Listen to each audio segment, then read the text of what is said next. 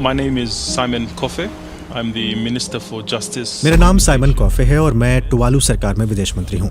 आकार और जनसंख्या के हिसाब से टुवालू दुनिया के सबसे छोटे देशों में से एक है। इसका आकार केवल 27 वर्ग किलोमीटर है। यहाँ ज्यादातर जमीन नीचे है और यहाँ की सबसे ऊंची जगह समुद्र स्तर से 4 मीटर ऊंची है। ये द्वीप प्रशांत महासागर के बीचों बीच है। हम जलवायु परिवर्तन के परिणामों के ठीक सामने हैं। यहाँ की राजधानी जहाँ मैं रहता हूँ, वहाँ खाड़ी में द्वीप अब डूब चुके हैं और समय बीतने के साथ स्थिति बदतर होती जा रही है।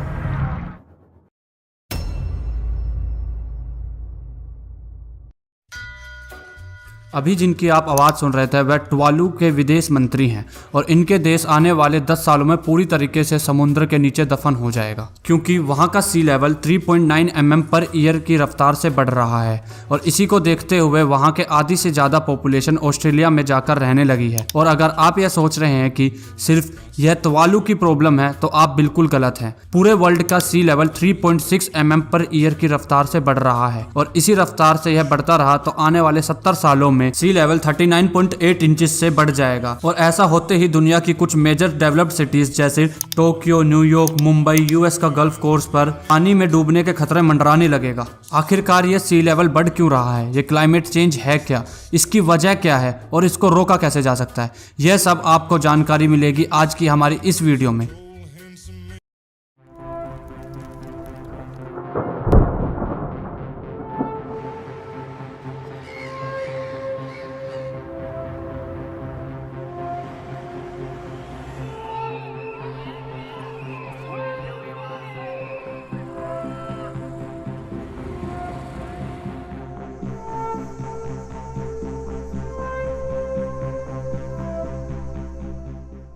तो चलिए सबसे पहले तो आपको बताते हैं क्लाइमेट होता क्या है। बहुत से लोग क्लाइमेट और वेदर में कंफ्यूज होते हैं। जो वेदर होता है वो किसी भी एक प्लेस के एटमॉस्फेरिक कंडीशन को डिस्क्राइब करता है, वो भी एक शॉर्ट पीरियड ऑफ टाइम में।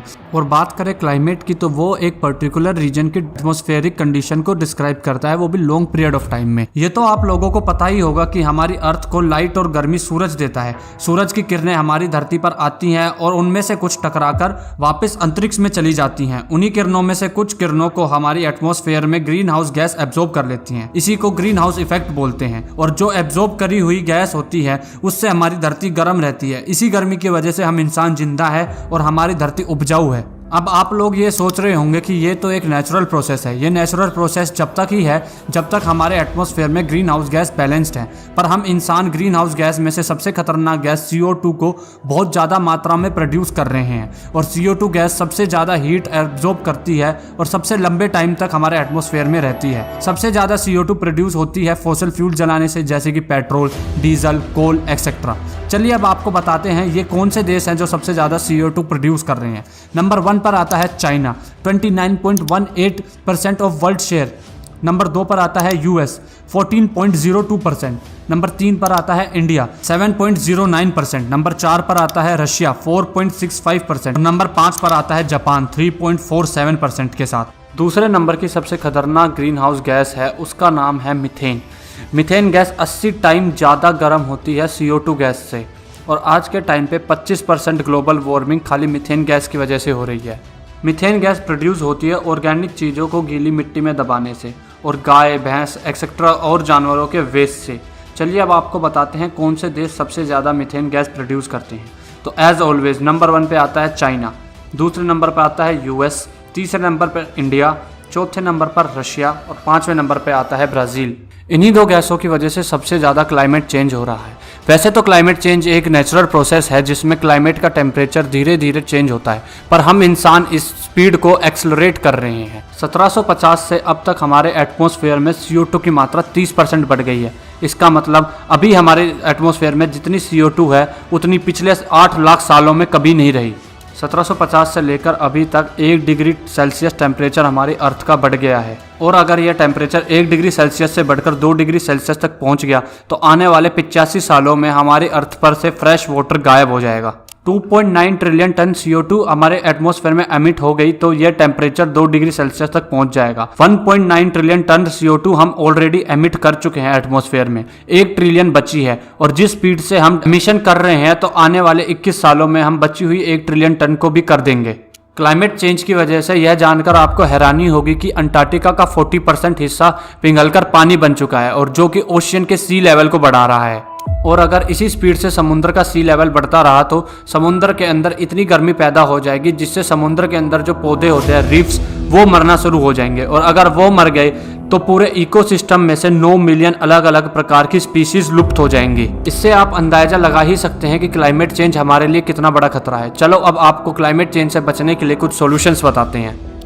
पहला सॉल्यूशन है फॉसिल फ्यूल पर हमारी डिपेंडेंस कम करनी होगी। उसके लिए हमें कोई सस्टेनेबल एनर्जी सोर्स चाहिए जो फॉसिल फ्यूल को रिप्लेस कर सके, जैसे कि solar energy, nuclear energy, ethanol, wind power. और इस पर हम काम भी कर रहे हैं। जैसे कि यूएस को जितनी भी अभी एनर्जी की ज़रूरत पड़ती है उसमें से वह 20% पावर न्यूक्लियर पावर से प्रोड्यूस करता है और हमारा इंडिया मात्र 3.11% पावर उससे प्रोड्यूस करता है। आइसलैंड और काफ़ी देशों में CO2 सकिंग फैक्ट्री भी लगाई जा रही हैं। चलो आपको इस फैक्ट्री की थोड़ी सी वर्किंग समझा देते हैं।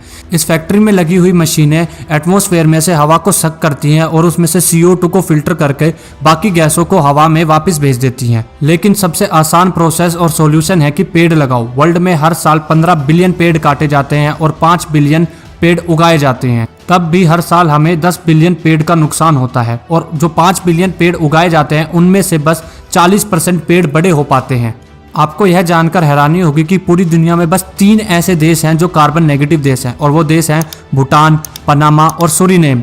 नेगेटिव कंट्री का मतलब वो देश जो कार्बन प्रोड्यूस कम करते हैं और उल्टा CO2 को ज़्यादा एब्जॉर्ब करते हैं। और इसी के साथ आज की वीडियो को यहीं पर समाप्त करते हैं। उम्मीद करता हूँ आपको वीडियो अच्छी लगी हो। अच्छी लगी है तो लाइक करें, शेयर करें और चैनल को सब्सक्राइब जरूर करके जाएं।